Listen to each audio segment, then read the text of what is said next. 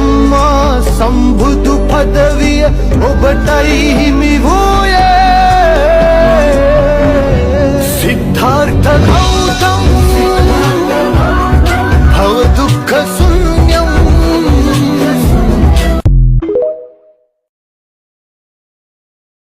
ආත්මාර්ථකාමී වෙන්න එපා. කවුරු වෙන්නද?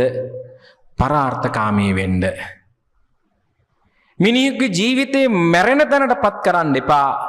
මිනිහෙකුට ජීවත් වෙන්න අවස්ථාවක් දෙන්න. පිපෙන මලක් තලන්න එපා. පිපෙන මලකට සුවඳ දෙන්න. මේ ලෝකේ හරි ලස්සනයි සුන්දරයි. මේ කවුද කිව්වේ? බුදුහාඳුරු. වෙන මොකක්වත් නෙවෙයි.